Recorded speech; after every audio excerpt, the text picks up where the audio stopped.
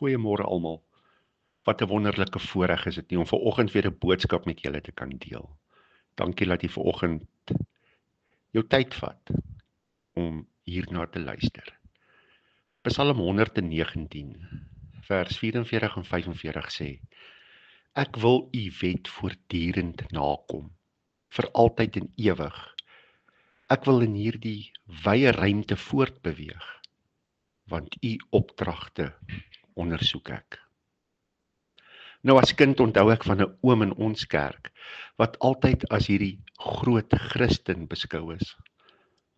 En op 'n dag vra een van my maatjies vir sy pa: Papa, kan daai oom lag? Nou sy pa was eers so 'n bietjie geskok, en toe na 'n lang ruk het hy eerlik geantwoord: Ek weet nie my kind, maar ek hoop hy lag as hy eendag in die hemel kom. Nou hierdie ou oom het my laat voel dat ek 'n konservatiewe suurpruim seentjie moet wees om in Jesus se goeie boekies te kan kom. En ek was glad nie lus daarvoor nie. Gelukkig het ek later soveel ander opregte glo mense ontmoet en ek ontmoet hulle nog steeds, die wat die lewe leef en voluit kon lag. By hulle het ek ook geleer dat 'n mens opreg lief vir God kan wees. Maar soms gaan jy ook maar kan twyfel, dat 'n mens tye gaan ervaar waar jy gaan val, maar dat jy altyd weer gaan opstaan en met vreugde in Jesus se arms loop. Jy sien, geloof is nie om te vertel dat jy 'n Christen is nie.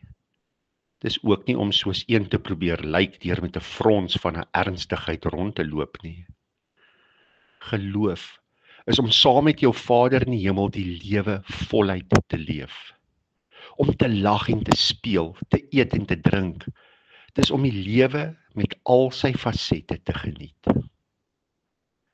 Die Nuwe Lewende Vertaling vertaal ons teks van vanoggend as volg: Ek sal u gebooie gehoorsaam solank as wat ek lewe. Ek sal in vryheid kan lewe, want ek soek u bevele. Mens, en jy's hierom, gaan leef vandag voluit vanuit jou geloof in die wete dat Jesus Christus juis mense liefhet wat die lewe wat hy gegee het met oop arms omarm. Kom ons bid saam. Almagtige God en Hemelse Vader, vanoggend kan ons nie anders as om net baie dankie te sê dat ek die lewe saam met u kan geniet nie. Amen. Sondag gesels ons so 'n bietjie oor, is jy 'n kerk of is jy kerkmens? Ek hoop om jy daar te sien. Vir die res van die dag, gaan leef voluit en onthou dat jy is 'n blessing. Totsiens.